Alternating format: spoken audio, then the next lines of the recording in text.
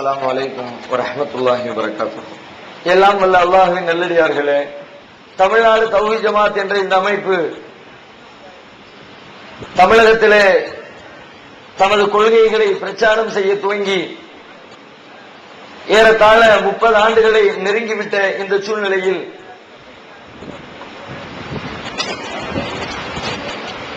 எங்களை பற்றி பல்வேறு விதமான தவறான தகவல்களை,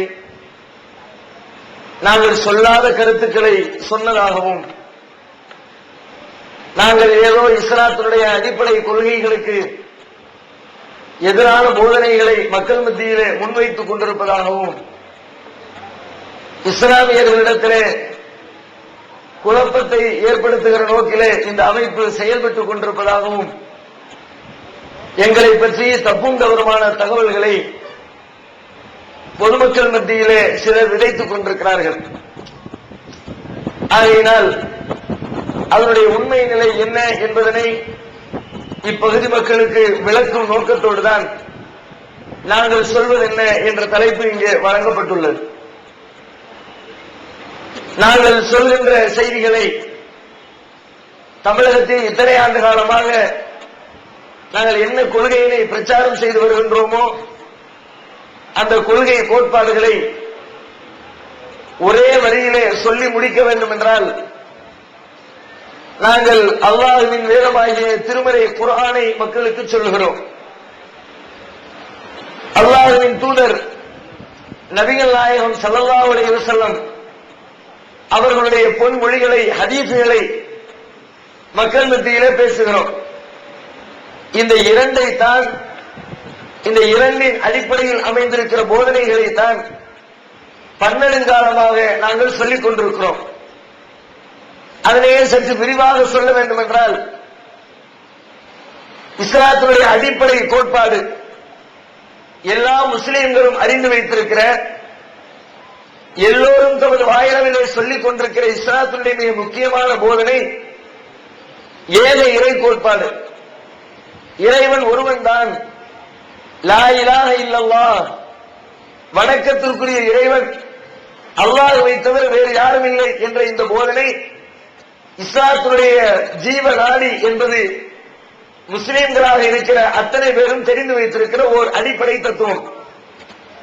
இன்றைய இஸ்லாமிய சமுதாயம், முஸ்லிம்களில் பல பேர் அதை தமது வாயிலே சொல்லிக் கொண்டிருந்தாலும், வணக்கத்திற்குரியவன் அல்லாஹ் ஒருவன் தான், அவனுக்கு நிகராக யாரும் இல்லை, அவனை போன்று செயல்படக்கூடியவர் யாரும் இல்லை, வலம் யகுல்லஹு குஃபுவன் அஹத், அவனுக்கு நிகராக யாரும் எதுவும் இல்லை என்ற கொள்கையினை தமது வாயிலே சொல்லிக் கொண்டிருந்தாலும், அவர்களுடைய வாழ்க்கையிலே தங்களுடைய அறியாமையின் காரணமாக இந்த இஸ்லாத்தின் அடிப்படை கொள்கைக்கே வேட்டு வைக்கிற வேலைகளை தமது வாழ்க்கையிலே கடைபிடித்து வருவதை பார்க்கிறோம்.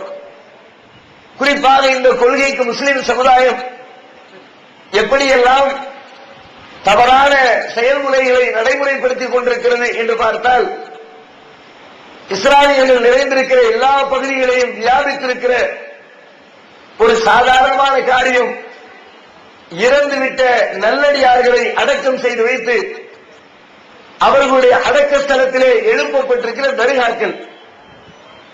பொதுவாக எங்களை பற்றி சொல்வார்கள், தாங்கள் அவுலியாக்களை பேசுகிறவர்கள், இவர்கள் அவுலியாக்களை திட்டுவார்கள், இறந்துவிட்ட மகான்களை குறை கூறுவார்கள். உண்மையிலே நாங்கள் எந்த அவுலியாக்களையும் ஏசியது கிடையாது. எந்த மகான் மீதும் எங்களுக்கு தனிப்பட்ட விருப்போ வெறுப்போ கிடையாது. எந்த அவுலியாக்களிடமும் கொடுக்கல் வாங்கல் செய்து அவர்களிடத்திலே பண மோசடி நடந்து அந்த மோசடியினால் கோபம் கொண்டதும் கிடையாது. ஆகையினால் எந்த பெரியாரையும், எந்த அவுலியாவையும், எந்த மகானையும் தனிப்பட்ட முறையிலே குறை கூறி விமர்சிக்க வேண்டிய அவசியம் எங்களுக்கு எழுந்ததில்லை. என்றைக்குமே நாங்கள் அவர்களை குறை கூறியதும் இல்லை. வேறு எதனை குறை கூறுகிறோம்? அந்த அவுலியாக்களின் பெயரால், இறந்து விட்டவர்களின் பெயரால், முன்னால் வாழ்ந்து சென்ற முஸ்லிம்களுடைய பெரியார்களின் பெயரால், அவர்கள் இறந்ததற்கு பிறகு அவர்களின் அடக்க ஸ்தலத்திலே கட்டப்படுகிற அந்த கபிரிஸ்தான்கள், தர்காக்கள் இருக்கிறதே, அதைத்தான் நாங்கள் குறை கூறுகிறோம். ஏன் குறை கூறுகிறோம்? அது கூட எங்களுடைய சொந்த கால் புரட்சி இல்லை. திருமறை குர்ஆனில் அல்லாஹ் அதை கண்டிக்கிறான். அதுதான் அதனுடைய மொத்த சாராம்சம். தர்காக்களுக்கு செல்லக்கூடாது, தர்காக்கள் உருவாக்கப்படக்கூடாது என்று திருக்குர்ஆன் மிக தெளிவாக உலகத்திற்கு போதனை செய்கிறது. நபிகள் நாயகம் ஸல்லல்லாஹு அலைஹி வஸல்லம் அவர்களுடைய வாழ்க்கையில் பல்வேறு கட்டங்களில் இந்த செய்தியினை உலகத்திற்கு அழுத்தம் திருத்தமாக சொல்லி இருப்பதை பார்க்கிறோம். நபி ஸல்லல்லாஹு அலைஹி வஸல்லம் அவர்களுக்கு முன்பு வாழ்ந்து சென்ற பல்வேறு இணை தூதர்கள் அவர்கள் வாழுகிற காலம் வரைக்கும் அவர்கள் என்ன கொள்கையினை சொன்னார்களோ அதை அந்த மக்கள் கடைபிடித்தார்கள். நபி அவர்களுக்கு முன்பு ஈசா அலைஹிஸ்ஸலாம், இப்ராஹிம் அலைஹிஸ்ஸலாம், மூசா அலைஹிஸ்ஸலாம் இன்னும் எத்தனையோ இணை தூதர்கள் இந்த உலகத்திலே வாழ்ந்து சென்றார்கள். அவர்கள் அத்தனை பேருமே அல்லாஹ் ஒருவனைத்தான் வணங்க வேண்டும், அவனுக்கு நிகராக யாரும் இல்லை, அவனுடைய இடத்தை யாரையும் கொண்டு போய் வைக்கக்கூடாது என்ற போதனையை அழுத்தம் திருத்தமாக சொன்னார்கள். அந்த கொள்கையினை அவர்கள் உலகத்திலே வாழுகிற காலம் வரைக்கும் அதனை ஏற்றுக்கொண்டு ஒரு கூட்டம் வாழ்ந்து கொண்டிருந்தது. அவர்கள் மரணித்ததற்கு பிறகு அந்த கொள்கையினை அந்தந்த சமுதாய மக்கள் குழி தோண்டி புதைக்க ஆரம்பித்து விட்டார்கள். அல்லாஹ்வுக்கு இணையாக, அல்லாஹ்வுக்கு நிகராக யாரும் இல்லை என்று சொன்ன அந்த கொள்கைக்கு பங்கம் விளைவிக்கும் விதமாக அல்லாஹ்வுக்கு நிகராக வேறு பல மகான்களையும் வேறு பல பெரியவர்களையும் அவர்களுடைய வழிவந்தவர்கள் கற்பனை செய்ய ஆரம்பித்தார்கள். நபி ஸல்லல்லாஹு அலைஹி வஸல்லம் பார்க்கிறார்கள், நமக்கு முன்னாடி வந்த எல்லா இறை தூதர்களும் சொன்ன கொள்கை அவர்களுடைய மரணத்திற்கு பிறகு குழி தோண்டி புதைக்கப்பட்டு விட்டது. நாமும் மரணித்ததற்கு பிறகு நான் சொன்ன இந்த கொள்கையையும் என்னுடைய சமுதாயம் குழி தோண்டி புதைத்துவிடக் கூடாது என்று கருதி அதற்கான அத்தனை வாசல்களையும் அடைத்து வைக்கிறார்கள். சொல்லுகிறார்கள், மரணிப்பதற்கு சில தினங்களுக்கு முன்பு தன்னுடைய தோழர்களை அழைத்து சொல்லுகிறார்கள், லஅனல்லாஹுல் யஹூத வன் நஸாரா, அல்லாஹ் ரப்பல் ஆலமீன் யூதர்களையும் கிறிஸ்தவர்களையும் நாசமாக்கட்டும். ஏன்? இத்தகது குபூர் அம்பியாயின் மசாஜிதா, ஏனெனில் அவர்கள் தங்களுடைய நபிமார்களுடைய அடக்க ஸ்தலங்களை வணக்க ஸ்தலங்களாக்கி விட்டார்கள். நபிமார்கள் இறந்து விட்டார்கள். நபிமார்கள் இஸ்லாத்திலே உயர்வானவர்கள். நாம இன்றைக்கு ஊர் உலகத்தில் எத்தனை அவுளியாக்கள் வச்சிருக்கிறோமோ அந்த அவுளியாக்களை எல்லாம் விட சிறந்தவர்கள், யாருக்குமே மாற்று கருத்திருக்க முடியாது. முஸ்லிம் சமுதாயத்தில் இன்னைக்கு ஊருக்கு ஊர், திருவண்ணாமலையில் தெருவுக்கு தெரு எத்தனையோ தர்கா இருக்கு, எத்தனையோ ஜெண்டாக்கள் கட்டப்பட்டிருக்கிறது. இந்த தர்காக்களை விட, இங்கே அழைக்கப்பட்டிருக்கிற பெரியார்களை விட நாம் யாரையெல்லாம் பெரியார்கள் அவுளியாக்கள் என்று மதிக்கிறோமோ அந்த அவுளியாக்களை எல்லாம் விட உண்மையிலே மிக பெரியவர்கள், இறைவனிடத்திலே நேசத்திற்குரியவர்கள், இறைவனுடைய தூதர்கள் என்பதில் மாற்று கருத்திருக்க முடியாது. முஹ்யித்தீன் அப்துல் காதிர் ஜீலானி அவரை விட இறைவனின் தூதர்கள் சிறந்தவர்கள். ஷாவுல் பாஷா அவரை விட இறைவனின் தூதர்கள் சிறந்தவர்கள். அஜ்மீர் காஜா மொய்னுத்தீன் சிஸ்தி அவரை விட இறைவனின் தூதர்கள் சிறந்தவர்கள், உயர்ந்தவர்கள், நல்லவர்கள், அவுளியாக்கள், மாற்று கருத்தே கிடையாது. அப்படிப்பட்ட இறை அடியார்கள், அல்லாஹ்வால் தேர்ந்தெடுக்கப்பட்ட தூதர்கள் இந்த உலகத்தை விட்டு மரணிக்கிறார்கள். மரணிச்சதுக்கு பிறகு என்ன நடக்குது? அவங்க மீது பாசம் கொண்ட சமுதாயம், அல்லாஹ்வுடைய தூதரா இருந்தாங்க, நல்ல வழிகாட்டினாங்க, நல்ல போதனைகளை நமக்கு சொல்லித் தந்தாங்க, அவங்க இறந்துட்டாங்க, அவங்களுடைய நினைவா அவங்களுடைய அடக்க ஸ்தலத்தில் ஒரு கட்டணத்தை கட்டி நாம அங்க போய் வழிபாடு செய்வோம் என்று கட்டுகிறார்கள். அதுதான் அல்லாஹ்வுடைய அந்த ஏகத்துவ கொள்கைக்கு அதை அடித்து நொறுக்கக்கூடிய மிக கேடான ஒரு காரியம். நபி ஸல்லல்லாஹு அலைஹி வஸல்லம் பார்க்கிறாங்க, இறந்து விட்டு அபிமானிகளுடைய அடக்க ஸ்தலத்தில் கபறு கட்ட ஆரம்பிச்சதுதான் ஏகத்துவ கொள்கைக்கு வேட்டு வச்ச முதல் காரியம். கட்டின உடனே என்ன நடக்குது?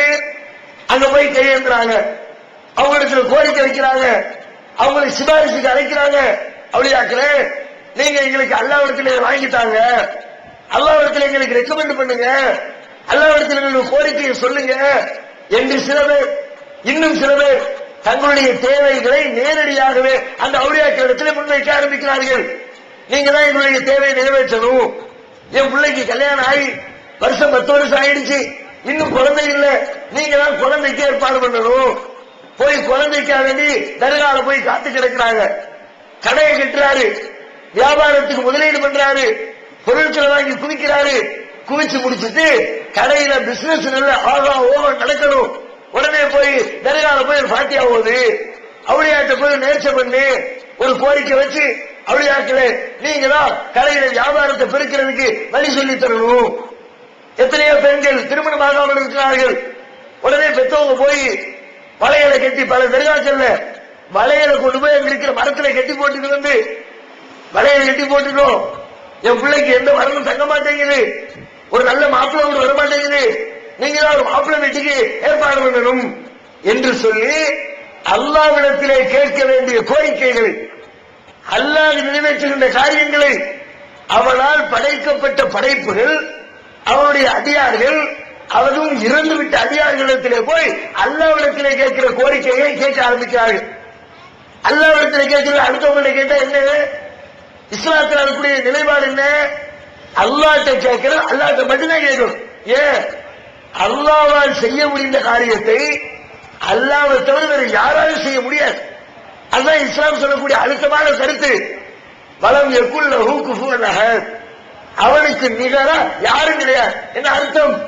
அவன் ஒரு வேலையை செய்தா அந்த வேலையை செய்யறதுக்கு உலகத்தில் யாரும் கிடையாது. அப்ப அவன் செய்யக்கூடிய வேலைகளை அவனை தவிர வேறு யாரிடத்திலும் கேட்கக்கூடாது. கேட்டால் என்ன அர்த்தம்? அவனுக்கு எப்படி செய்ய முடியுமோ அது மாதிரி இவருக்கும் செய்ய முடியும் அர்த்தமாயிரும். அதான அர்த்தம். ஒரு வேலையை என்ன தவிர யாருக்கும் செய்ய முடியாது என்று நான் சொல்றேன். இதை செஞ்சு காட்டு பார்க்கலாம் என்ன மாதிரி நான் சவால் விடுறேன். இன்னொருத்தர் அவர்கிட்ட போய் அதே வேலையை பக்கத்தில் நிற்கிற இன்னொருத்தர் போய் கேட்கிறார், நான் எந்த வேலையை என்ன தவிர வேற யாராலும் செய்ய முடியாது சவால் விடுறனோ அதே வேலையை செய்து முடித்து தாருங்கள் என்று பக்கத்தில் நிற்கிறவர்கிட்ட போய் கோரிக்கை வச்சா என்ன அர்த்தம்? உனக்கு மட்டும் முடிவு எடுத்துக்கிட்டியா? அவராலே முடியும், அவரு செய்வாரு, அவருக்கு திறமை இருக்குது, ஓன்ட்ட இருக்கிற மாதிரி பவர் அவருக்கு இருக்குது என்று கேட்கிறவன் நம்புகிறான். ஏன் இடத்துல ஏன் பவர்ல பக்கத்தில் நிற்கிறவர் ஒன்று நிப்பாட்டுறான், எனக்கு ஈக்குவலா கொண்டு வந்து வைக்கிறார் என்றுதான் அர்த்தம். அல்லாஹ் சொல்றான், இன்னல்லாஹ லா யக்ஃபிரு அன் யுஷ்ரக பிஹி, அல்லாஹ் ரப்பல் ஆலமீன் அவன் இடத்துல இன்னொருவரை கொண்டு வைக்கப்படுவதை ஒருபோதும் மன்னிக்கவே மாட்டான். அல்லாஹ் மிகப்பெரிய கருணையாளன், ரொம்ப இரக்கம் உள்ளவன். மனித குலத்தின் மீது ஒரு தாய் தன்னுடைய பிள்ளையின் மீது வைத்திருக்கிற பாசத்தை விட 70 மடங்கு அதிகமான பாசம் வைத்திருக்கிறவன் இறைவன். அப்படிப்பட்ட இறைவன் நீ என்ன தப்பு செஞ்சால் அல்லாஹ்ட்ட கையேந்து, அல்லாஹ் மன்னிப்பான். அல்லாஹ் மன்னிக்க மாட்டேன்னு நினைக்கிறாங்க என்று கருணை நிறைந்த ரப்புல் ஆலமீன் எத்தனை பாவங்களை திரும்ப திரும்ப செய்தாலும் அவற்றை எல்லாம் மன்னித்து விட்டு இந்த மனித குலத்திற்கு உதவி செய்கிற ரப்புல் ஆலமீன் ஒரே ஒரு பாவத்தை மட்டும் டிக்ளேர் பண்றான். இந்த ஒரு பாவத்தை நீ செஞ்சா மன்னிப்பே கிடையாது, என்கிட்ட வராது, நீ உன்னை ஏறெடுத்து பார்க்க மாட்டேன், உன்னை நரகத்தில் போட்டுருவேன். மரணத்திற்கு பிறகு வரக்கூடிய வாழ்க்கையில் நிரந்தரமாக நீ நரக படுகொலியைத்தான் சென்றடைவாய். கடும் கோபத்தோடு சொல்றாங்க. அவன் இடத்துல வச்சா அது மட்டும் அவனுக்கு பிடிக்க. அல்லாஹ் விடுங்க, சாதாரண மனுஷன் நாம நம்ம இடத்துல ஒருத்தர் கொண்டு போய் வைக்கிறோம், யாராவது கொண்டு வைக்கிறாங்க வச்சுக்குவோம், நாம ஒத்துக்குவோமா? ஏன் இடத்துல இன்னொருத்தர கொண்டு உட்கார வச்சா? டிஎன்டிஜே வீடியோ விஷனின் புதிய தலைப்பிலான டிவிடிக்கள் ஈமானின் கிளைகள், தனித்து விளங்கும் இஸ்லாம், நபி ஸல்லல்லாஹு அலைஹி வஸல்லம் அவர்களின் வாழ்க்கை வரலாறு, நபிமார்கள் வரலாறு, அந்த 72 கூட்டத்தினர் யார், தௌஹீத் எழுச்சி மாநாடு வள்ளம், இஸ்லாம் ஓர் வாழும் அற்புதம், உலக அதிசயம் எது, எதிரொலிக்கும் ஏகத்துவம், மறுமையை வெல்ல மாநபி வலியா மதகபு வலியா, ஆவணப்படங்கள், குஜராத், ஈராக், பாபர் மசீத் மற்றும் குண்டு வைத்தது யார், 330 மணி நேரம் இயங்கும் இஸ்லாம் ஒரு இனிய மார்க்கம், ஒரு ஆடியோ டிவிடி, ஒரு டிவிடியின் விலை ரூபாய் 30 மட்டுமே. கூரியர் செலவு தனி. கிடைக்கும் இடம் டிஎன்டிஜே வீடியோ விஷன், நம்பர் 30, அரமனைக்காரன் தெரு, மண்ணடி, சென்னை 1. Cell number 9500168989. என் சீட்ல இன்னொருத்தர் கொண்டு உட்கார வச்சா எனக்கு கோவம் வருது. நீ அவ்வளவு எப்படி ஆளாயிட்டியா? ஒரு கல்லூரியுடைய முதல்வர், ஒரு ஸ்கூலுடைய பிரின்சிபல், அவர் சீட்ல அந்த ஸ்கூல்ல கூட்டி பெருக்கக்கூடிய ஒரு தோட்டி போய் உட்கார்ந்துறார். என்ன சொல்லுவாரு? ஹெட்மாஸ்டர் என்ன சொல்லுவார்? பிரின்சிபல் என்ன சொல்லுவாரு? நீ அவ்வளவு பெரிய ஆயிட்டியா? என் சீட்ல உட்கார்ற அளவுக்கு உனக்கு திறமை திமிரு வந்துருச்சா? ஒத்துக்க மாட்டாரு. எந்த மனுஷனும் ஒத்துக்க மாட்டான். தான் இடத்துல தனக்குரிய அதிகாரத்துல இன்னொருவர் கொண்டு வந்து வைக்கப்பட்டால் மனுஷனுக்கு கோபம் வருது. ஒரு கணவன் மனைவி குடும்பம் நடத்துறாங்க. மனைவியும் கணவனும் ரொம்ப பாசத்தோடு இருக்கிறாங்க. மனைவி கணவன் மீது அபரிதமான பாசம் வச்சிருக்கிறா. கணவன் கேட்கறதை எல்லாம் செஞ்சு கொடுக்கிறா. கணவனுடைய கோரிக்கைகளை எல்லாம் நிறைவேற்றுறா. திடீர்னு ஒரு 10 பேர் ஃப்ரெண்ட கூட்டிட்டு வீட்டுக்கு வந்து சாப்பாடு ஆக்கி போடுனா சந்தோஷமா சாப்பாடு ஆக்கி போடுறான். திட்டுறதில்லை. அவர் என்ன கட்டளையிட்டாலும் முழுமையாக கட்டுப்பட்டு நடக்கிறார். அப்படிப்பட்ட ஒரு மனைவி ஒரு நாள் எப்பொழுது பார்த்தாலும் கணவனுக்கு சந்தோஷத்தையும் மகிழ்ச்சியையும் தந்து கொண்டிருக்கிற ஒரு மனைவி, கணவனுக்கு மாத்திரமே உரிய ஒரு இடம் இருக்கிற ஒவ்வொரு மனைவியும் தனது கணவனை வைக்க வேண்டிய ஒரு இடம் தாம்பத்திய இன்பம். அந்த இன்பத்துல அந்த இடத்துல கணவனை தான் வைக்கணும். வேற யாரும் அந்த இன்பத்தை கொடுத்துட கூடாது. அந்த இடத்துல இந்த மனைவி இன்னொருத்தரோடு வச்சுட்டா கணவனுக்கு எப்படி இருக்கும்? கணவனுடைய ரோஷம் எப்படி இருக்கும்? கோபம் எப்படி இருக்கும்? யாரா இருக்கட்டும், வைக்கப்பட்ட ஆளு, கணவனுடைய அண்ணனா இருக்கட்டும், கணவனுடைய தம்பியா இருக்கட்டும், அல்லது கணவனு வந்து உசுருக்கு உசுரா மதிக்கிற ஃப்ரெண்டா இருக்கட்டும், உயிர் தோழனா இருக்கட்டும், யாரை கொண்டு போய் வச்சாலும் கணவன் ஒத்துக்கொள்வானா? ஏன் இடத்துல எப்படி வச்ச கேட்பான்ல, எல்லா புருஷனும் கேட்பான்ல, ரோஷம் உள்ள ஒவ்வொரு கணவனும் கேட்பார்களா இல்லையா? அதனால தான் பத்திரிகையில படிக்கிறோம், கள்ளக்காதலை வெட்டி கொலை. என்ன கள்ளக்காதல்? என்ன கள்ளக்காதல? கல்யாணம் முடிஞ்சு ரூட்டு போய் ஒழுங்கா போய்கிட்டு இருக்கும் போது இன்னொருத்த கூட மனைவிக்கு லிங்க் ஆயிடுச்சு, பொறுத்துக்க முடியல, வெட்டி போட்டுட்டு ஜெயிலுக்கு வேணாலும் போவோம் என்கிற அளவுக்கு கணவனுக்கு கோபம் வருகிறது. ஏன் உன் இடத்துல இன்னொருத்தரை உட்கார வச்சா உனக்கு கோபம் வரும். இப்ப படைச்ச ரப்புல் ஆலமீனுடைய இடத்துல படைச்சான், அவன் தான் நமக்கு ரிஸ்க் தர்றான், அவன் தான் நம்மளை வாழ வைக்கிறான், அவன் தான் நம்முடைய எல்லா தேவைகளையும் நிறைவேற்றுகிறான். அப்படிப்பட்ட ரப்புல் ஆலமீனுடைய இடத்துல கொண்டு போய் அவனால் படைக்கப்பட்ட அற்ப படைப்பு மனித படைப்பு இந்த மனுஷனை தூக்கி அந்த உயர்வான இறைவனுக்கு ஈக்குவலா கொண்டு போய் நிப்பாட்டுனா அல்லாஹ்வுக்கு கோபம் கடுமையா வரும். அதான் அல்லாஹ் சொல்றான், வேற என்ன பாவத்தை செய்ய நான் விரும்பினா மன்னிச்சுவேன். பெருமா தூணர் அழிக்கிழமையா தான் நாடியவனுக்கு மன்னித்து விடுவான்.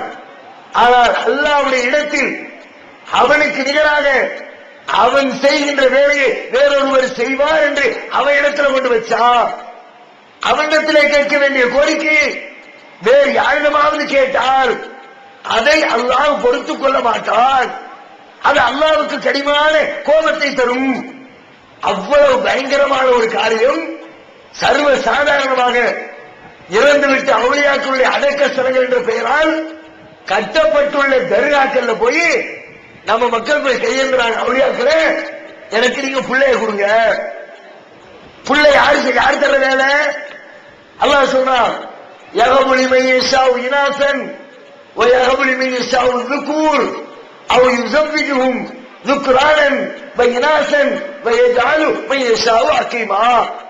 அல்லாஹ் தான் நாடியவர்களுக்கு ஆண் மக்களை வழங்குகிறான், தான் நாடியவர்களுக்கு பெண் மக்களை வழங்குகிறான், தான் நாடியவர்களுக்கு ஆண் மக்களையும் பெண் மக்களையும் சேர்த்துக் கொடுக்கிறான். அவன் நாடுகிறவர்களுக்கு குழந்தைகள் இல்லாமல் மலர்களாக விட்டு விடுகிறான்.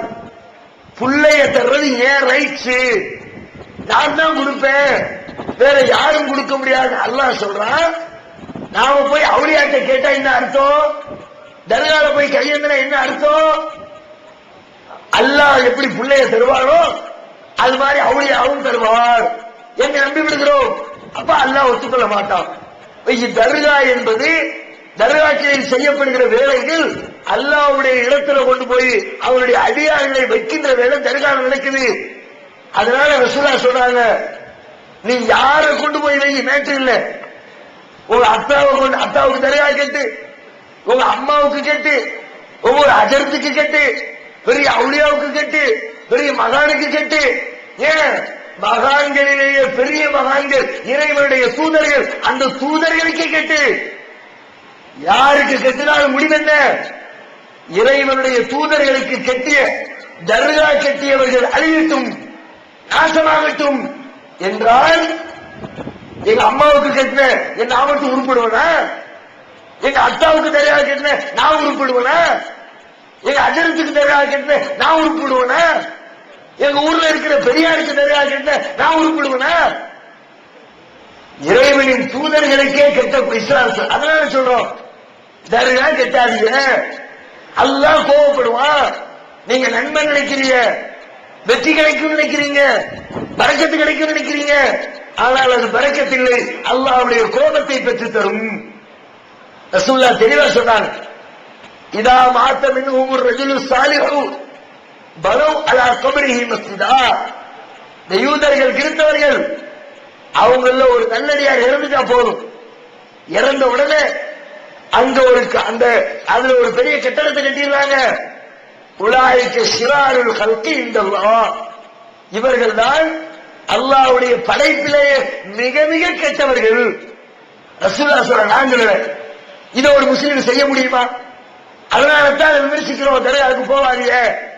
அது மட்டும் இல்ல, தர்காவில் போகிறத விட ரசூலுல்லாஹ் இன்னும் எக்ஸ்ட்ரீமா சொல்றாங்க. தர்காவை ஒருத்தர் அடக்கம் பண்ணுனா அடக்க ஸ்தலத்தை விட்டு கபரை கூட நீ உயர்த்தார்.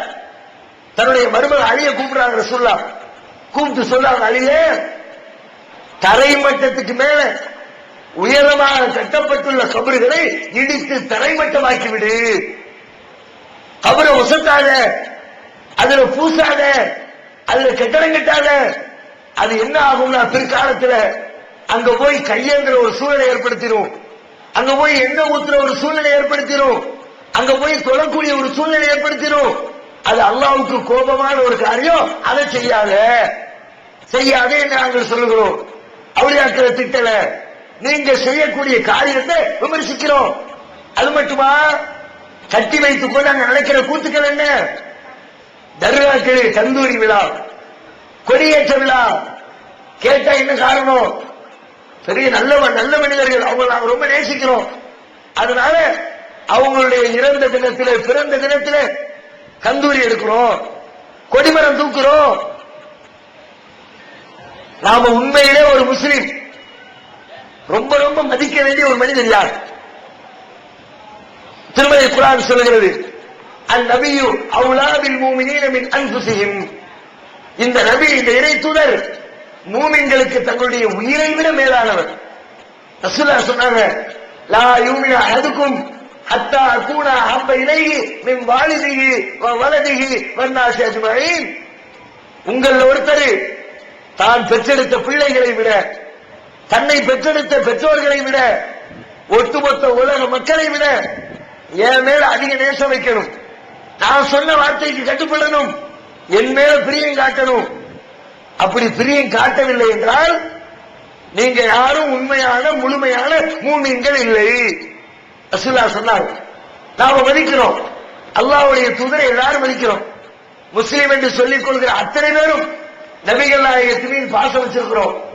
ரசூலுல்லாஹ் யாராவது விமர்சித்தால், யாராவது திட்டிவிட்டால், யாராவது ரசூலுல்லாஹ் கேலி செய்து ஒரு கேலி சித்திரம் வரைந்து விட்டால், ரோட்ல போறவாறு எல்லா முஸ்லிமுக்கும் கோபம் வருது.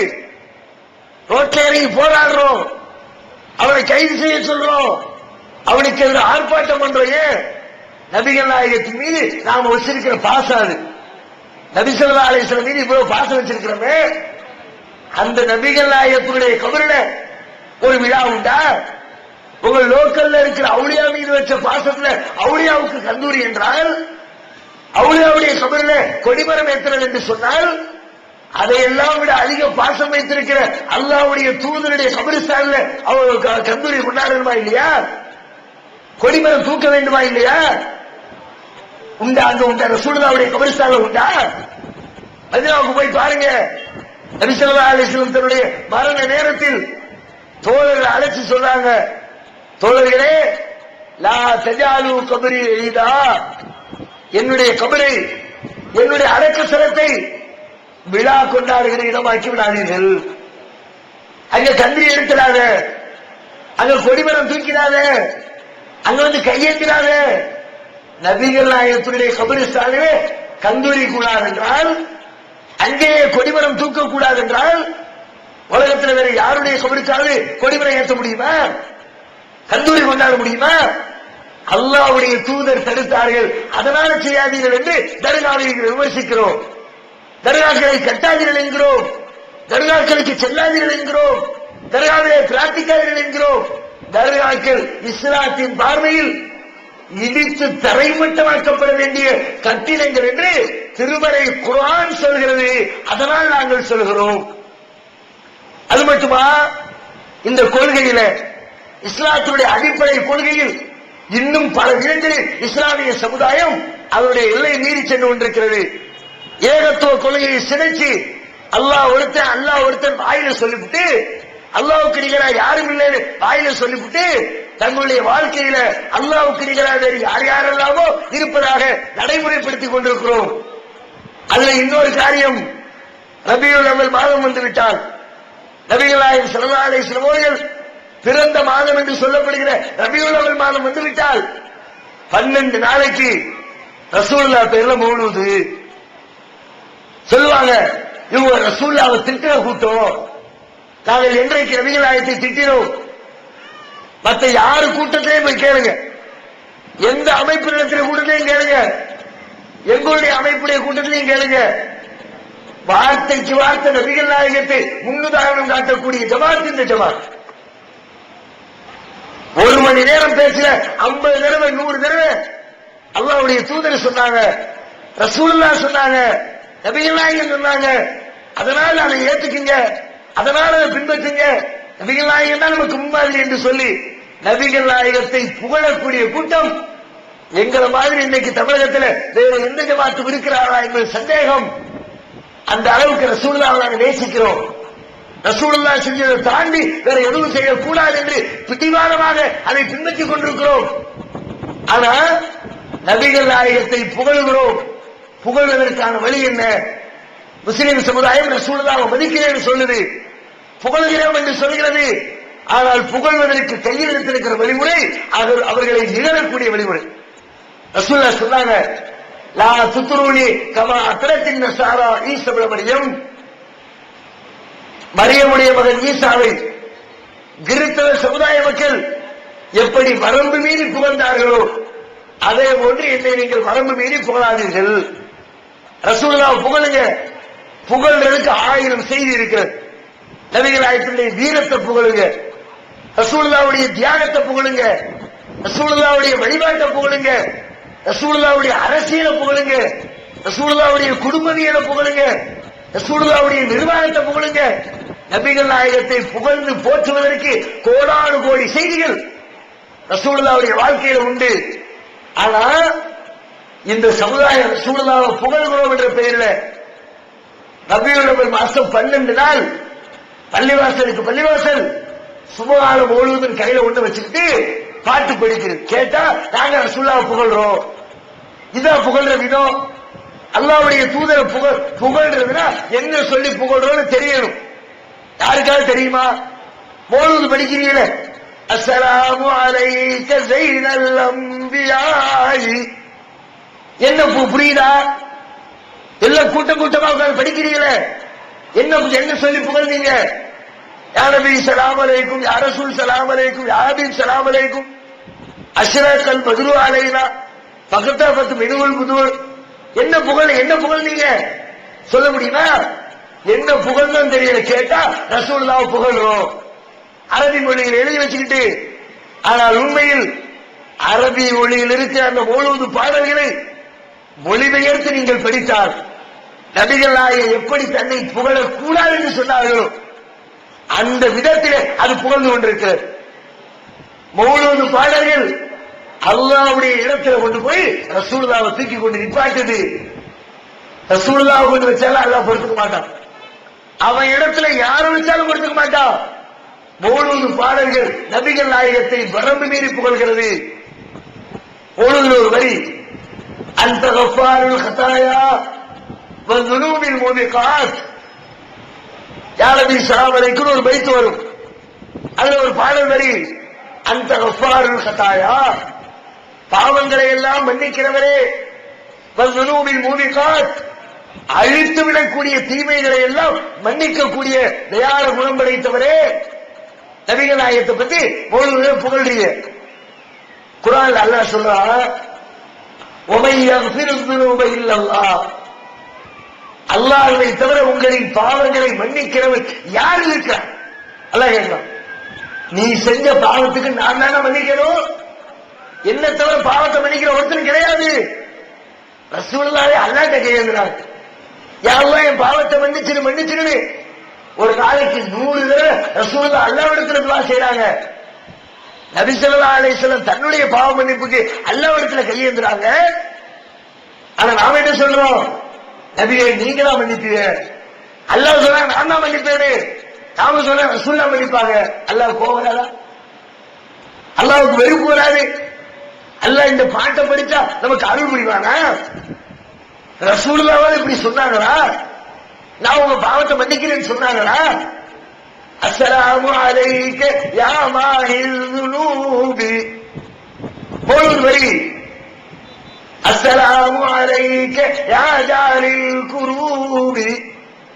கஷ்டங்களை எல்லாம் அளிக்கிறவரே உன் மீது சலாம் உண்டாகட்டும். கஷ்டத்தை அளிக்கிறவர் யார்? கஷ்டத்தை நீக்கிறவர் யார்? ரசூலுல்லாஹ் நீக்குவாங்க.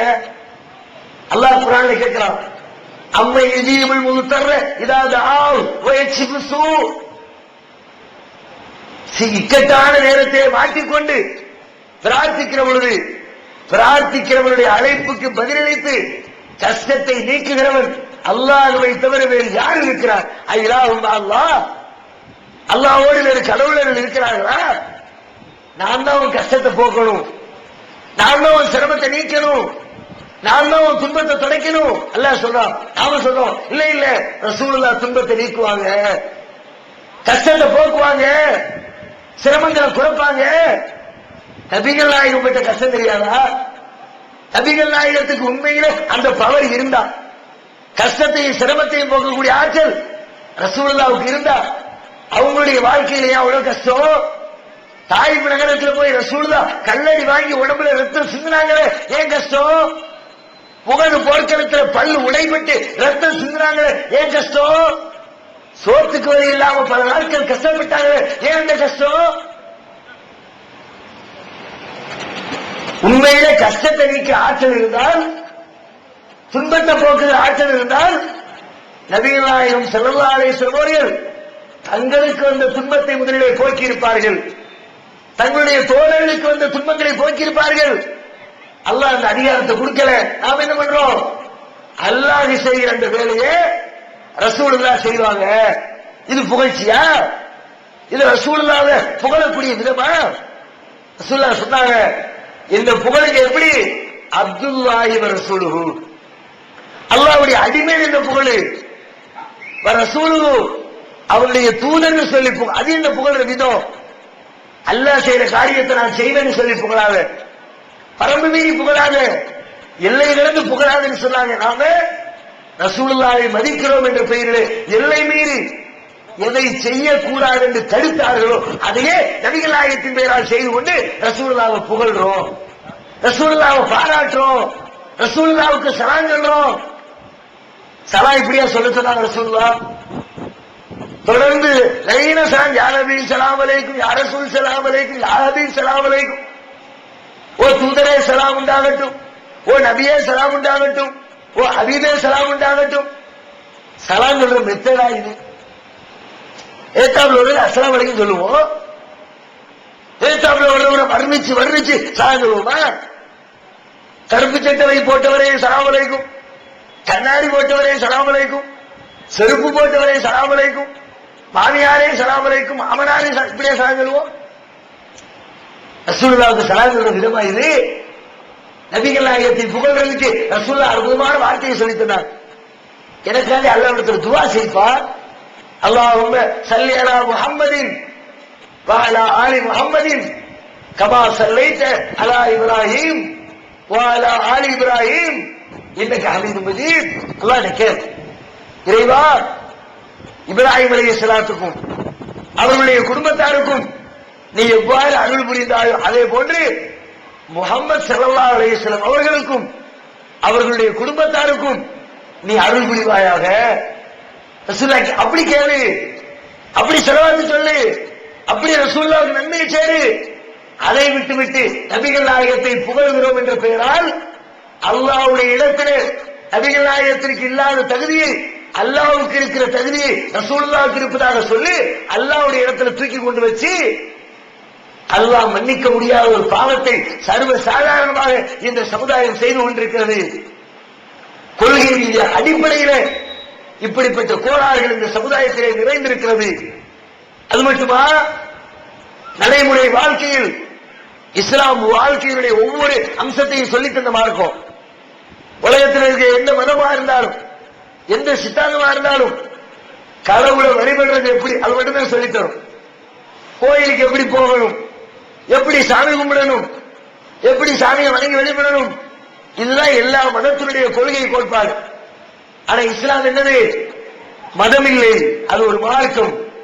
வாழ்க்கை நெறி. எப்படி சாப்பிடணும், எப்படி தூங்கணும், எப்படி குடும்பம் நடத்தணும், எப்படி வியாபாரம் செய்யணும், எப்படி கழிவறைக்கு செல்லணும், எப்படி பெற்றவங்களை மதிக்கணும், எப்படி பெரியவங்களை மதிக்கணும், எப்படி பிள்ளைங்களை வளர்க்கணும், வாழ்க்கையில சந்திக்கிற ஒவ்வொரு பிரச்சனைக்கும் வழிகாட்டக்கூடிய மார்க்கம் இஸ்லாம். அந்த வழிகாட்டுதலை எல்லாம் தூக்கி தூர போட்டுட்டு வேறு யாரிடம் இருந்தால் உள்ள பல்வேறு கலாச்சார செய்திகளை, மாற்று மதத்தவர்களுடைய முஸ்லீம் அல்லாதவர்களுடைய நடவடிக்கைகளை அவங்க என்ன செய்யறாங்களோ அதை பார்த்து போட்டிக்குங்க. என்ன போட்டிக்கு? இஸ்லாம் சொல்லக்கூடிய நல்ல ஒரு வழிகாட்டுதலை விட்டுவிட்டு அடுத்தவங்களுடைய வழிபாட்டு முறையை, நடைமுறை வாழ்க்கையை காப்பியடித்து தூய்மையான இஸ்லாத்தை விட்டு முஸ்லீம்கள் கொஞ்சம் கொஞ்சமாக இன்றைக்கு வெளியேறிக் கொண்டிருக்கிறார்கள். அதனை நாங்கள் கண்டித்து உண்மையான இஸ்லாத்தின்பால் வாருங்கள் என்று அழைப்பு விடுக்கிறோம். ஒவ்வொரு மனிதனுடைய வாழ்க்கையிலும் பிரிக்க முடியாத ஒரு கட்டம் திருமண வாழ்க்கை. குறிப்பிட்ட வயது வந்துருச்சுன்னா அவருடைய பாலியல் தேவைகளை நிவர்த்தி செய்து கொள்வதற்கு ஒரு ஆணாக இருந்தாலும் பெண்ணாக இருந்தாலும் முறையாக திருமணம் செய்து கொள்வது வழக்கம். எல்லா சமுதாயத்திலும் இருக்கு, எல்லா மதத்திலையும் பின்பற்றப்படுது. அந்த திருமணத்துக்கு இஸ்லாம் அழகான வழிகாட்டுதலை சொல்லிச்சு. ஆனா இங்கே இஸ்லாத்தினுடைய அந்த அழகான வழிகாட்டுதல் தலைகீழாக போட்டு மிதிக்கப்பட்டிருக்கிறது. குர்ஆன்ல எல்லா பிரிவினரும், முஸ்லிம்களை எத்தனை பிரிவு இருக்குதோ, எத்தனை அமைப்பு இருக்குதோ, அத்தனை பேர் மதிக்கின்ற இறைமறை வேதத்துல இந்த திருமணத்தை பற்றி சொல்வது அல்லாஹ் சொன்னார். வஆத்துன் நிஸா ஸதகாத்திஹின்ன நிஹ்லா. நீங்கள் திருமணம் செய்கிற போது ஆண்களே மணமுடிக்கிற பெண்களுக்கு மகர் என்ற பணம் கொடுத்து அவர்களை மணமுடியுங்கள். பெண்ணுக்கு நீ காசு கொடுத்து அவளை கைப்பிடிய. கல்யாண வாழ்க்கையின் மூலமாக அதிகமான இழப்புகளை சந்திக்கிறவள் ஒரு பெண், அதிகமான துன்பத்தை ஏற்றுக்கொள்கிறவள் ஒரு பெண். திருமணம் என்பது ஒரு ஒப்பந்தம், வாழ்க்கையின் ஒப்பந்தம். ஒரு ஒப்பந்தம் சொன்னா ரெண்டு பேர் ஒப்பந்ததாரர்கள் ரெண்டு பேரும் சம அளவுல அதில் பங்கெடுக்கும், அதான் முறையான ஒப்பந்தம். ஆனால் திருமணம் என்ற ஒப்பந்தத்தில் ஒரு ஆண் செய்கின்ற இழப்புகளை விட, ஒரு ஆணுக்கு ஏற்படுகின்ற இழப்புகளை விட, ஒரு ஆண் செய்கின்ற தியாகங்களை விட ஒரு பெண் செய்கின்ற தியாகம் அதிகம், ஒரு பெண்ணுக்கு ஏற்படுகிற இழப்பு அதிகம். ஆகையினால நீ அவளுக்கு காசு கொடுத்து அவளை நீ திருமணம் செய், மகர் கொடுத்து நீ மணமுடிக்க வேண்டும், திருக்குர்ஆன் சொல்லுது. ஆனா இங்க என்ன நடக்கு? திருமண பேச்சு ஆரம்பிச்ச உடனே முதல் பேச்சு எவ்வளவு தருவீங்க, நகையாக எவ்வளவு, பணமாக எவ்வளவு, டூ வீலராக எவ்வளவு, போர் வீலராக எவ்வளவு, பங்களாவாக எவ்வளவு, வெளிநாட்டு விசாவாக எவ்வளவு, மாப்பிள்ளைக்கு கடை வச்சு கொடுக்கிறதுக்கு எவ்வளவு, ஊருக்கு தெரிஞ்சு எவ்வளவு, ஊருக்கு தெரியாம அண்டர்கிரவுண்ட்ல எவ்வளவு. முதல் பேச்சு அர்த்தம். எவ்வளவு வரதட்சணை, எவ்வளவு பெரிய கொடுமை இந்த சமுதாயத்தில். மற்ற எந்த சமுதாயத்திலையும் முஸ்லீம்கள் இருக்கிற மாதிரி கொடுமை இல்லை. மற்றவங்கள்ட்ட வரதட்சணை இருக்குது, 10,000, 5,000, 20,000, 25,000. ஆனா முஸ்லீம் சமுதாயத்தில் வரதட்சணை அளவு என்ன? 1.5 லட்சம், 2 லட்சம், 10 லட்சம், 50 லட்சம், 1 கோடியை தாண்டி போய்கிட்டு இருக்கு தமிழ்நாடு. 1 கோடி ரூபாய்க்கு அதிகமாக மாப்பிள்ளைக்கு தகுந்த மாதிரி ரேட்டு. டாக்டர் மாப்பிள்ளைக்கு ஒரு ரேட்டு, இன்ஜினியருக்கு ஒரு ரேட்டு, படிச்சவனுக்கு ஒரு ரேட்டு, படிக்காதவனுக்கு ஒரு ரேட்டு, கம்ப்யூட்டர் சாப்ட்வேர் இன்ஜினியருக்கு ஒரு ரேட்டு, மளிகை கடை வச்சிருக்கிற ஒரு ரேட்டு. திருமண சந்தையிலே மாப்பிள்ளைகள் விலை பேசப்படுகிறார்கள். அதனால இந்த சமுதாயத்துக்கு ஏற்பட்ட இழப்பு எவ்வளவு யோசிங்களா? எத்தனை ஏழை குடும்பத்தில் உள்ள பெண்கள் 25 வயசு 30 வயசு 35 வயசு முதிர்கண்ணிகள் திருமணம் முடிக்க முடியாமல், தாம்பத்திய இன்பத்தை அனுபவிக்க முடியாமல், அவருடைய பெற்றோர்கள் மாசம் 1000 ரூபாய் 2000 ரூபாய் 2500 ரூபாய் சம்பளம் மாச குடும்பத்தினத்திற்கே பத்த மாட்டேங்குது. வீட்டு வாடகை கொடுக்க வழி இல்லை, பிள்ளைய பராமரிக்க வழி இல்லை, மருத்துவ செலவுக்கு பணம் இல்லை, பிள்ளைய ஸ்கூலுக்கு படிப்பு சேர்க்கிறதுக்கு பணம் இல்லை. அப்படிப்பட்ட சூழ்நிலையில் இருக்கிற குடும்பத்தில் இருக்கிற பெண்கள் 30 வயதாகி 35 வயதாகி திருமண வாழ்க்கையில காலடி எடுத்து வைக்க முடியாமல் வீட்டினுடைய மூலைகளில் அமர்ந்து அழுது கொண்டிருக்கிறார்கள். அந்த அழுகைக்கு யார் காரணம்? திருமணத்திலே இந்த முஸ்லிம் சமுதாயம் ஏற்படுத்தி இருக்கிற வரதட்சணை என்ற கோளாறு காரணம் இல்லையா? பக்கத்து வீட்டுல ஏற்ற வீட்டுல அவளை விட வயசுல குறைஞ்ச பிள்ளைங்க, வசதியான குடும்பத்து பிள்ளைங்க, இவளுக்கு முந்தி திருமணம் ஆகி அவளுக்கு 25 வயசு 20 வயசுக்காரி கையில பிள்ளையோட கட்டிய கணவனோட வண்டியில ஏறி உட்கார்ந்து இடுப்புல ஒண்ணு கையில ஒண்ணு புடிச்சுக்கிட்டு போறாளே, அதை பார்க்கும்போது 30 வயசுல கல்யாணம் ஆகாம இருக்கிறாங்க. இவனுடைய நிலைமை என்ன? எவ்வளவு வேதனைப்படும்? இந்த வரதட்சணை கொடுமையினால் சமுதாயத்தில் ஏற்பட்டிருக்க இழப்பு என்ன தெரியுமா? அதிகமாக ஒழுக்கத்தை போதிக்கிற இஸ்லாமிய மார்க்கத்தில் முஸ்லிம் பெண்களும் ஆண்களும் இளைஞர்கள் பல பேர் ஒழுக்க சிதைவுக்கு ஆளாகி ஒழுக்க சீர்கேட்டுக்கு பலியாகி பல பேரை பார்க்கிறோம். பொறுத்து பார்க்கிற வழி இல்ல. நம்ம தகப்பனார் நம்மளை கல்யாணம் முடிச்சு கொடுக்க வசதி இல்ல. இன்னும் 10 வருஷம் போனாலும் நம்ம கல்யாணம் நடக்காது. பொறுத்து பார்த்துட்டு ஒரு நாள் இல்ல ஒரு நாள் யாருடனாவது வேலி தாண்டி செல்லக்கூடிய காட்சி. இரையச்சம் உள்ள பெண்கள் பல பேர் தங்களை பாதுகாத்துக்கிறாங்க. இரையச்சம் இல்லாதவர்கள், அதுவும் இன்னைக்கு நாம வாழக்கூடிய இந்த காலகட்டத்தில் எங்கு பார்த்தாலும் ஆண் பெண்ணுடைய காம உணர்வுகளை தூண்டிவிடக்கூடிய காட்சி. ரோட்ல நடக்க முடியல, ஆபாச சுவரொட்டிகள், ஒரு பேப்பரை படிக்க முடியல, அரைகுறை ஆடையோடு விளம்பரங்கள், ஒரு புத்தகத்தை திறக்க முடியல, காம உணர்வை தூண்டக்கூடிய காட்சிகள், ஒரு எஃப்எம் ரேடியோ கேட்க முடியல, ரேடியோவில் உணர்வை சீண்டி பார்க்கிற பாடல்கள், ஒரு தொலைக்காட்சி சேனலை திருப்ப முடியல, அரைகுறை ஆடையோடு காம விரசங்களோடு கட்டிப்பிடிக்கக்கூடிய படுக்கையறை காட்சிகள். திரும்ப இதை பார்த்துக்கிட்டு இருக்கிற ஒரு பெண்ணுக்கு எத்தனை நாட்களுக்கு தனது உணர்வுகளை கட்டுப்பாட்டுக்குள்ள வச்சிருக்க முடியுமா? ஒரு நாள் இருந்துச்சு, இது மாதிரி எந்த முசீபத்து இல்லாத காலம், எந்த விதமான சீர்கேடும் இல்லாத காலம், இந்த சினிமா மாதிரியான கொச்சையான நிகழ்வுகள், அதை தேடி போகணும்னா ஊரை விட்டு 2 கிலோமீட்டர் 3 கிலோமீட்டர் வெளியே போகணும். அப்படி ஒரு காலம் இருந்துச்சு. ஆனா இன்னைக்கு தலைகிற வீட்டுக்குள்ள, நாம் உட்கார்ந்து இருக்கிற படுக்கறைக்குள்ள, நம்முடைய அடுப்பாங்கரைக்குள்ள யாரோ 2 பேர் கட்டி பிடிச்சு ஆடக்கூடிய காட்சிகளை வீட்டுல தொலைக்காட்சி சேனல் வழியா பார்க்கிறோம். பொறுத்து கொண்டு இருக்க முடியுமா? ஒரு நாள் இல்ல ஒரு நாள் வெளியே தாண்டிடுறா, பொறுமை இழந்துடுறா. வீட்டுக்கு வரக்கூடியவர்களோடு, பால் ஊற்றுகிறவர்களோடு, எலக்ட்ரீஷியனோடு, பள்ளிக்கு அழைத்து செல்வரோடு, இப்படி பல விதங்களில் அவளுக்கு யாரெல்லாம் நெருக்கமாக இருக்கிறார்களோ அவர்களில் ஒருவரோடு ஊரை விட்டு வெளியூர்களுக்கு ஓடி சென்று திருமணம் முடிக்கக்கூடிய காட்சி. அதிலேயும் பல பேர் ஆம்பளை என்ன பண்றா, ஐசா பேசி கூட்டிட்டு போய் 1 வாரம் 10 நாள் 1 மாசம் வெளியூர்ல நல்ல ஜாலியா சுத்த வேண்டியது. ஊட்டியில போய் பாருங்க, ஆங்காங்கே செத்த பிணங்கள், இளைஞருடைய பிணங்கள், இளம் பெண்களுடைய பிணங்கள். காரணம் என்ன? இங்க இருந்து கூட்டிட்டு போக வேண்டியது, 1 மாசம் ஊட்டியில ரூம் எடுத்து தங்க வேண்டியது, ஜாலியா இன்பத்தை கழிக்க வேண்டியது. அப்படியே ராட்சியில தங்கின ரூம்ல விட்டுட்டு ஊரை பார்க்க ஓடி வந்துட வேண்டியது. பொம்பளையுடைய லெவல் என்ன? அவங்களை சட்ட காலம் தூக்கி விட்டு ரோட்டில் நடப்பான். ஆனா அந்த பெண் மானத்திற்கு அஞ்சு, மரியாதைக்கு அஞ்சு, ஊருக்கு போன கேவலம், சமுதாயம் காரி துப்பும், வீட்டுல ஏத்துக்க மாட்டாங்க, நம்மளை தலைமுடிவாங்க. வீட்டுக்கு போறதை விட இங்கேயே நம்முடைய உயிரை மாய்த்துக் கொள்வோம் என்று சொல்லி எத்தனை பெண்கள் தற்கொலை முடிவை எடுக்கிறார்கள். அந்த முடிவுக்கு யார் காரணம்? இந்த சமுதாய அமைப்பு காரணம் இல்லையா? வரதட்சணை கொடுமை காரணம் இல்லையா? அதனை நாங்கள் 25 வருடமாக ஒரு பிரச்சாரமாக மேற்கொண்டிருக்கிறோமே. எங்களை எதிர்க்கிற ஜமாத்து பெரியவர்களே, கூட்டம் போடக்கூடாது என்று காவல்துறைக்கு நிர்பந்தம் கொடுக்கக்கூடிய ஜமாத்து தலைவர்களே, எப்படியாவது இவர்களுடைய பிரச்சாரத்தை முடுக்கிவிட வேண்டும், அதை அமுக்கிவிட வேண்டும் என்று பல்வேறு இடங்களில் கங்கணம் கட்டிக் கொண்டு கூட்டத்தில் போய் உட்காராத, ஊர் விளக்கி வச்சிருவோம் என்றெல்லாம் பேசக்கூடிய தலைவர்களே, ஜமாத்து பெரியவர்களே, உங்க சமுதாயத்தில், உங்க ஊர்ல, உங்க மகல்லாவுல இப்படி எத்தனை நடக்குது? அதற்கு நீங்க என்ன செஞ்சீங்க? செஞ்சிருந்தா நீங்க பெரியவங்க. ஒவ்வொரு நாளும் சும்மா வேலை, ஒவ்வொரு வாரமும் வேற எந்த சமுதாயத்துக்கு கிடைக்காத அற்புதமான பாக்கியம் முஸ்லிம் சமுதாயத்துக்கு.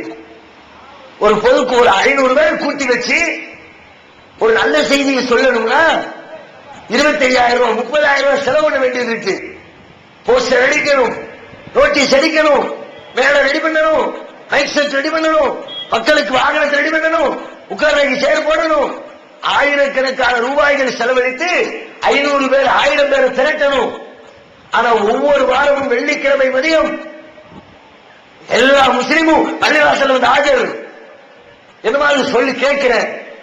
ஒரு போஸ்டர் இல்ல, ஒரு நோட்டீஸ் இல்ல, ஒரு விளம்பரம் இல்ல, ஒரு வேலை தேவையில்லை, சேருக்கு காசு கொடுக்க வேண்டியது இல்ல, மைக் செட்டுக்கு காசு செலவு வேண்டிய அவசியம் இல்ல, 10 பைசா செலவில்லாம உங்க முன்னாடி 1 மணி நேரம் 1/2 மணி நேரம் உங்களுக்கு முன்னால் வந்து அமரக்கூடிய இந்த சமுதாயத்திற்கு என் ஜமாத்து உலமாக்களை ஆளுங்கள் நீங்கள் என்ன சொன்னீர்கள்? வரதட்சணை கூட இருந்தீர்களா? வரதட்சணை திருமணத்திற்கு வரமாட்டோம் என்றீர்களா? வரதட்சணை வாங்குவது குற்றம் என்றீர்களா? என்ன செஞ்சீங்க? வாங்குடா, அதுல எனக்கு ஒரு பெர்சன்டேஜ் கமிஷன் கொடுங்க. கேவலம் இல்லை. கேட்டா பள்ளியாசலுக்கு வருமானம் பல ஊர்ல. திருவண்ணாமலை லெவல் தெரியாது, தமிழகத்துடைய பல்வேறு ஊழியர் லெவல் என்ன? 1 லட்சம் வாங்கினா 10% ஜமாத்துக்கு கமிஷன். அதனால இப்ப எங்க ஊர் பக்கம் எப்படி ஆச்சுல, வரதட்சணை வாங்குவாங்க, 2 பேரும் உள்ளுக்குள்ளே பேசும், வெளியே சொல்லிடுறாங்க, எவ்வளவு கேட்டா நாங்க ஒன்னும் கொடுக்கலீங்க, ஒன்னும் வாங்கலீங்க, அப்படித்தான் எங்க கல்யாணம்னு சொல்லிவிடிய. கேட்டு அவனுக்கு 10,000 ரூபாய் ஜமாத்துக்கு மொய்ய வேணும். அந்த கிரவுண்ட்ல வரதட்சணை ஆரம்பிச்சிருச்சு. இந்த சம்பாத்தியம், இந்த வருமானம் வர்றதுக்கு சாராய கடை நடத்தி சம்பாத்தியம் பண்ணணும். இதோட சூப்பரா சம்பாதிக்கணும். வேற என்ன? இதுக்கு அதுக்கு என்ன வித்தியாசம்? இன்னைக்கு தமிழ்நாடு கவர்மெண்ட் சொல்லுது, ஊருக்கு ஊரு டாஸ்மாக் திறந்ததுல நம்ம கவர்மெண்ட்டுக்கு நல்ல வருமானம். இந்த வருஷத்துல 7,000 கோடி ரூபாய், 1 கோடி 2 கோடி இல்ல, 7,000 கோடி வருமானம். பள்ளியாசலுக்கு பக்கத்துல ஒரு சின்ன டோரை போட்டு ஒதுக்கி நல்ல வெளிநாட்டு சரக்கு இறக்கி வச்சு லோக்கல் பச்சைச்சாராயத்தில இருந்து 5,000 வரைக்கும் எல்லாத்தையும் இறக்கி வைங்க. மக்களை எல்லாம் குடிமகன்கள் ஆக்கி நல்ல சம்பாத்தியம் பண்ணலாம். அதுக்காண்டி தொழில் ஜமாத்துக்கான சாராய கடை நடத்துறது அந்த அர்த்தம் இல்ல. அப்படி சொன்னாலாவது உங்களுக்கு இதுல ரோஷம் வருதான்னு பார்க்கறதுக்கு சொல்ற வார்த்தை. கண்டிச்சீங்களா? வரதட்சணை திருமணத்தில் போய் எத்தனை பேர் விபச்சாரிகளா மாறி போனாங்க. அதுக்கு நீங்க என்ன குரல் கொடுத்தீங்க? போய் உட்கார்ந்து அல்பாத்தியாளர் ஆளின் சாக்கு அந்த பணத்தை ஆளாளுக்கு தொட்டு தொட்டு கண்ணில் தொட்டு பணத்தை வாங்கி கொடுக்கிறீங்க. நம் சமுதாயத்து இளம் பெண்களும் இளைஞர்களும் திருமணத்தை நீங்க சிரமமாக்க அந்த இன்பத்தை அடைவதற்கு வேறு வழி தேடுகிறார்கள். அதுக்கு நீங்க பேசலாம், பேசல. என்னத்த பேசுறீங்க? அதை பேசுற எங்களை பத்தி பேசுறீங்க. எத்தனை பேரை பிச்சைக்காரன் இருக்கிறது வரதட்சணை. கண்ணியமா வாழ்ந்தவன், கௌரவமா குடும்பம் நடத்தினவன், வீட்டுல 2 பொம்பளை பிள்ளை 3 பொம்பளை பிள்ளை, கட்டி கொடுக்க வழி இல்ல, ஊரு தப்பா பேசும். என்ன பண்றது? ஜமாத்து தலைவர்கிட்ட போய் ரகசியமா காலங்காத்தால சுபு முடிச்ச உடனே நேரா வீட்டுல போய் உட்கார்ந்து பார்த்து, தலைவரும் ஒரு லட்சம் ஒண்ணு கொடுங்க, பிள்ளைய கட்டி கொடுக்க வழி இல்ல, வெளியூர்ல போய் வசூல் பண்ணிட்டு வரேன், ஜமாத்துல இருந்து லெட்டரு, இவர் 3 பெண் குழந்தைகளோட கஷ்டப்படுகிறார், உங்களான உதவிகளை செய்யுங்க, ஜமாத்து சீரோட தலைவர் கையெழுத்தோட லெட்டர் கொடுத்து விடுறீங்க. திருவண்ணாமலை காரரு லெட்டர் தூக்கிக்கிட்டு நேரம் மெட்ராஸுக்கு வந்துடுறாரு. ஏன்? திருவண்ணாமலையில பிச்சை எடுத்தா கேவலம். ஒவ்வொரு பள்ளிவாசலையும் சும்மாத்துலைக்கு பிறகு பார்க்கிற வாசல்ல துண்டை விரிச்சு கூணி குறுகி நின்று பாவா அஸ்ஸலாமு அலைக்கும், அப்பா அஸ்ஸலாமு அலைக்கும், 4 பிள்ளை வச்சிருக்கேன், குபரை வச்சிருக்கேன், கரையேற்ற முடியல, காசு கொடுங்க. கொஞ்சம் யோசிச்சு பாருங்க. ஆண் பிள்ளைகளை வைத்திருக்கிறவர்களே, என் ஜமாத்து தலைவர்களே, கொஞ்சம் அந்த இடத்துல நீங்க யோசிங்க. பிச்சை எடுக்கிறது என்ன கௌரவமா நினைச்சா பிச்சை எடுக்கிறான்? நல்ல பெரிய வருமானம் நினைச்சா பிச்சை எடுக்கிறான்?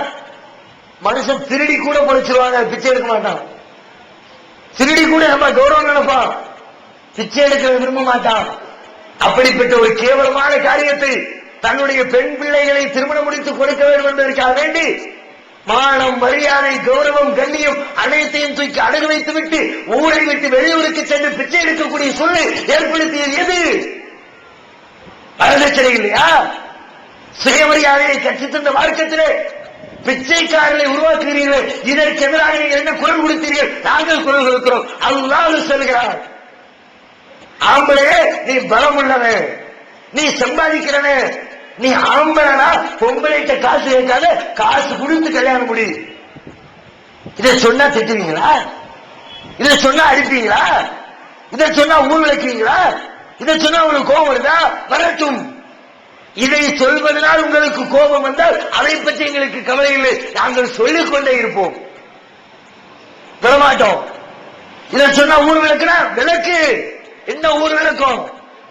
என்னத்த ஊர் விளக்கு? என்னத்தை சாதிச்சிய? உங்க ஊர் விளக்குகள் எங்களை என்ன பாதித்தது? நீங்க என்ன விளக்கிறது? நாங்க உங்களை விளக்குறோம். நபி இப்ராஹிம் அலைஹிஸ்ஸலாம் திருமறை குர்ஆன் சொல்கிறது, இத்தகலல்லாஹு இப்ராஹீம கலீலா. அல்லாஹ் இப்ராஹிமை தன் உற்ற தோழனாக்கிக் கொண்டார்.